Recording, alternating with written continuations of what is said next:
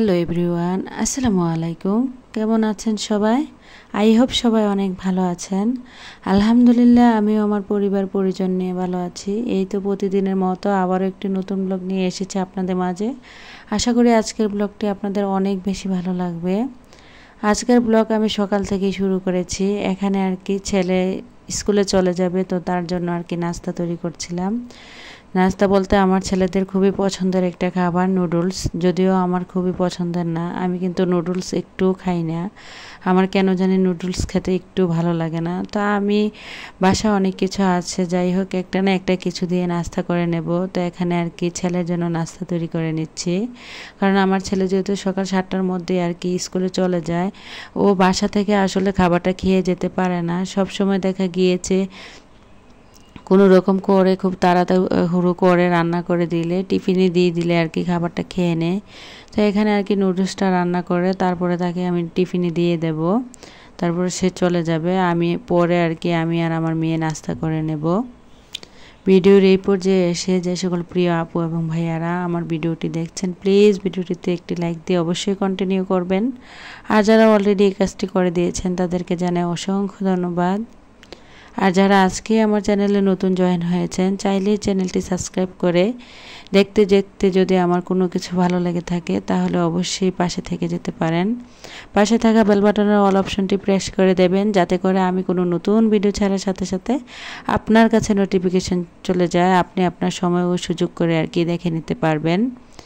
ইদানিং কিন্তু আমার ভিডিওতে আমার চ্যানেলে অনেক নতুন নতুন আপু এবং ভাইয়ারা জয়েন হচ্ছেন।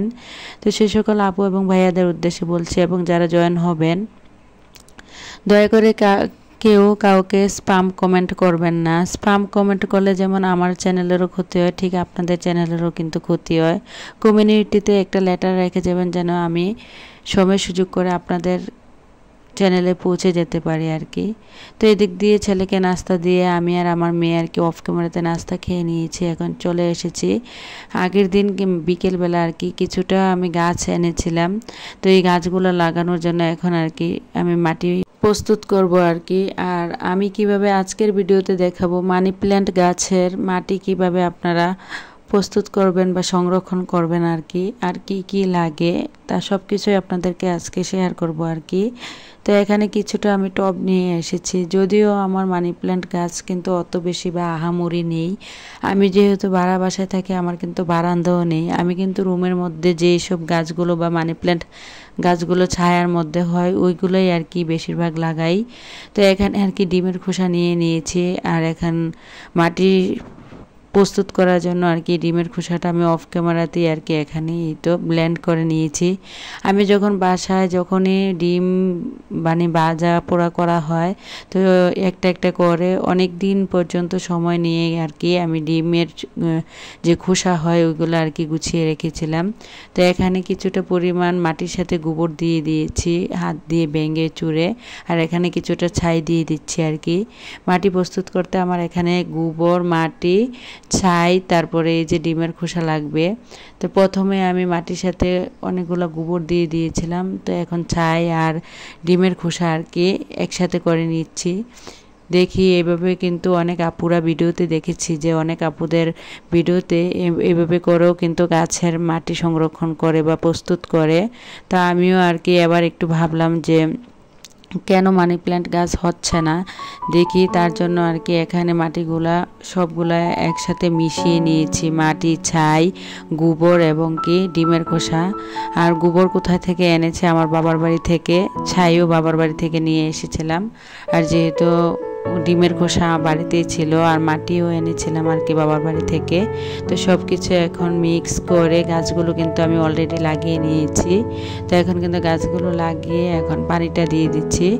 আপনারা চাইলে আপনাদের মানি প্ল্যান্ট গাছের মাটি এভাবে সংরক্ষণ করতে পারেন, মাটির সাথে ছাই, গোবর এবং ডিমের খোসা ব্লেন্ড করে দিতে পারেন। তাছাড়া আবার দেখা গিয়েছে যে শাক সবজি পচা জাতীয় যে মাটিটা হয় ওইটাও আসলে মিশাতে নিতে পারেন। তো আমার মানে এখন যেহেতু সবজির কোনো পচা টাইপের মাটি আমার মানে ছিল না, তাই এগুলা দিয়ে আর কি মাটিটা প্রস্তুত করে গাছগুলো লাগিয়ে নিয়েছি। তারপর ভালো করে হাত ধুয়ে এখন প্রায় 11টা বাজে আর কি সকাল। তো এখন মেয়েকে এখানে একটা মালটা কেটে দিচ্ছিলাম। মেয়ে বলছিল মালটা খাবে, তো যদিও মালটা এনেছিলাম তা আর আপনাদের মাঝে শেয়ার করা হয়নি। দেখা গিয়েছে যাদের বাসায় ছোট বাচ্চা থাকে, দেখা গিয়েছে অনেক সময় অনেক কিছু কিন্তু আমি চাইলেও আপনাদের মাঝে শেয়ার করতে পারিনি আর কি। একটু একটু করে কিন্তু আমার ছোট্ট বুড়ি দেখেন একটা একটা করে মালটার টুকরা কিন্তু গুছিয়ে নিচ্ছে। মাশাআল্লাহ বলতে কেউ ভুলবেন না। আমার মেয়েটা আমি যখনই কাজ করি না কেন সব সময় আমার পাশে থাকে, আর মানে খুবই কাছে থাকবে এবং আমাকে অনেকটা বেশি বিরক্ত করবে। গাছ যখন লাগাতে গিয়েছিলাম ও কিন্তু মাটি নিজের হাতেই মানে মাটিগুলা মানে হাত দিয়ে নাড়াচাড়া করছিল, কিন্তু সেগুলো আর ভিডিও করিনি।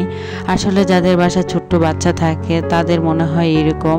আমার মেয়েটা আমি যখন কাপড় ধুয়ে যখন কাপড় রোদে দিতে যাই তখন কিন্তু ও আমার সাথে সাথে যাবে, নিজে নিজে অনেক কিছু করার চেষ্টা করে।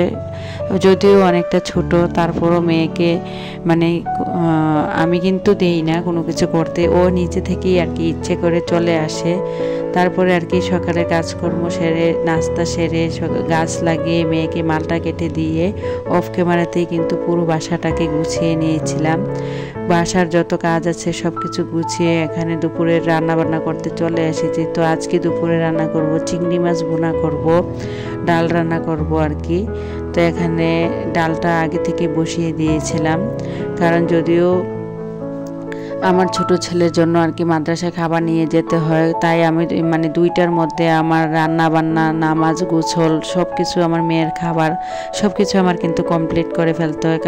কারণ ওর মাদ্রাসা যেহেতু খাবারের টাইম 2টা, আমার 2টা বাজার 10 মিনিট আগে হলেও আর কি মাদ্রাসায় যেতে হয়। তো এখানে কিন্তু শাকও ভাজি করে নিচ্ছিলাম, আমার নিজের পছন্দের কিন্তু একটা শাক, হেলেঞ্চা শাক। জানি না কার কার এই শাকটা পছন্দ বা কে কী নামে ডাকেন বা চিনেন কিনা, তবে আমার কাছে কিন্তু এই শাকটা খেতে অনেক বেশি ভালো লাগে।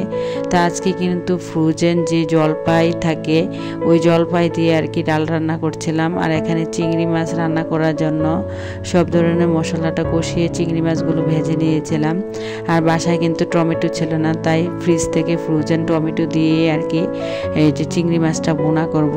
আর চিংড়ি মাছটা ভুনা করছিলাম আমি পেঁয়াজ ব্লেন্ড করে। আমার কাছে কিন্তু পাবদা মাছ চিংড়ি মাছ ভুনা করার সময় যদি আমি পেঁয়াজ ব্লেন্ড করে রান্না করি তাহলে কিন্তু অনেক বেশি ভালো লাগে। তো এদিক দিয়ে কিন্তু প্রায় রান্না বান্নাগুলো আস্তে আস্তে আর কি শেষ করে নিচ্ছিলাম। তো এখানে তো ডালটা রান্না করে নিয়েছি, আর অন্য দিক দিয়ে আর কি এখানে আর কি পেঁয়াজ ব্লেন্ড করে নিয়েছি চিংড়ি মাছ দিয়ে রান্না করার জন্য। আর ফ্রোজেন টমেটো ছিল, টমেটো দিয়ে দিয়েছি, কারণ বাসায় আর কি টমেটো ছিল না। তো এখানে চিংড়ি মাছটাও ভুনা করে নেব। এদিক দিয়ে দুপুরে রান্নাবান্নাগুলো শেষ করে এরই মাঝে কিন্তু গোসল করে নামাজ পড়ে ছেলেকে খাবার দিতে চলে যাব। তারপরে আর কি বিকেলবেলা আজকে একটা ছেলেদের পছন্দের নাস্তা তৈরি করব, নাস্তা বলতে পারেন বা খাবার বলতে পারেন। তো এখানে আর কি বিকেলবেলা চলে এসেছিলাম, দুপুরে আর কোনো কিছু আর কি ভিডিও করা হয়নি। তো এখানে বিকেলবেলা আর কি ছেলেদের পছন্দের আর কি কেক বানাবো, ভ্যানিলা এসেন্স কেক। তো এখানে আর কি 2টা ডিমের কুসুম ছাড়া আর কি আমি সাদা অংশগুলো আর কি এখানে ব্লেন্ড করে নিচ্ছি। যদিও আমি পারফেক্টভাবে কেক বানাতে পারতাম না, কিন্তু আল্লাহর অশেষ রহমতে কিন্তু এখন অনেকটাই পারি, ডিজাইনও করতে পারি। তো এখন আর কি আমার কাছে যেই ক্রিম লাগে আর কি এই যে কেক ডিজাইন করতে যে ক্রিমটা লাগে ওই ক্রিমটা ছিল না, শেষ হয়ে গিয়েছে। আর এখানে আর কি আমি ভ্যানিলা এসেন্স কেকটা বানাবো, তার জন্য কিছুটা পরিমাণ ভ্যানিলা এসেন্স দিয়ে আবার ফুমি টাইপের করে নেব। তো এদিক দিয়ে কিন্তু আসলে আমার মেয়েটা কেক এত বেশি পছন্দ করে কি বলবো, মানে ও ফ্রিজ খুললেই শুধু বলবে আম্মু কেক দাও কেক দাও। তো তার জন্য আর কি আরও বিশেষ করে বানানো। আমার ছেলে মেয়ে সবাই কিন্তু কেকটা অনেক বেশি পছন্দ করে। আর ইদানিং কিন্তু মাশাআল্লাহ আমার কেকগুলো অনেক বেশি সুন্দর হয় বা ভালো হয়। তাই আমি কিন্তু কেকটাকে এই যে চুলায় বেক করে নিচ্ছিলাম। কারণ আমার যেহেতু ওভেন নেই, আর চুলাতেই কিন্তু কেক অনেক সুন্দর বেক হয়ে যায়। যাদের ওভেন নেই তারা হয়তো চুলায় এভাবে কেক বানিয়ে ট্রাই করতে পারেন। তো কেক বানাতে আসলে বেশি আহামরি কোনো কিছুই লাগে না, ডিম, তারপর চিনি, বেকিং সোডা, ময়দা পাউডার, মানে এগুলো থাকলেই চলে। তারপরে আর কি এদিকে আর কি আমার কেকটা বেক হয়ে গিয়েছিল, তো আমি একটা টুথপিক দিয়ে দেখে নিলাম যে না, কেকটা হয়ে গিয়েছে। তো এখন আর কি কেকটা ঢেলে নেব। আর এদিকে আমার মেয়ে তো অনেক মহা খুশি যে আম্মু কেক বানিয়েছে, কেক খাবো। তো আজকের কেকটা আর কি আমি ডিজাইন করব না, যেহেতু বাসায় ক্রিমটা ছিল না। আর আমি যেই ক্রিমটা, মানে আমরা আর কি যারা হোমমেড কেক বানাই, আমি যেখানে থাকি এখানে আর কি এই ক্রিমটা পাওয়া যায় না, যে ট্রপিক্যাল ব্র্যান্ডের ক্রিম বা বিবু ব্র্যান্ডের যে ক্রিমগুলো হয়, এগুলো আমি কুমিল্লায় একদম মেন শহর থেকে আনতে হয়। যদিও আমি শহরে এত বেশি থাকি না, একটু গ্রামটায়, মানে গ্রামও না শহরও না, এরকম জায়গায় আর কি থাকি। তো ইচ্ছে করলেও কিন্তু এখানে সব কিছু পাওয়া যায় না আর কি। তো আমার বোন যেহেতু কুমিল্লা মেন শহরে থাকে, তো ও আবার মাঝে মধ্যে আমাকে কিনে দেয়। তো এখানে আর কি দেখেন মাশাআল্লাহ কেকটা কিন্তু অনেক সুন্দর একটা কালার এসেছে। যদিও আমি আসলে ইলেকট্রিক যে ওভেনে বানাইনি, কেকটা হয়তো দেখতে পেয়েছেন চুলায় বানিয়েছি। আর কেকটা এত বেশি সফট, এত বেশি নরম হয়েছিল। তো এখন আর কি আমার ছেলে মেয়েদেরকে একটু ঠান্ডা করে তারপরে দিয়ে দেব। ভিডিওটা এই পর্যন্তই, সবাই ভালো থাকবেন, খোদা হাফেজ, আসসালামু আলাইকুম।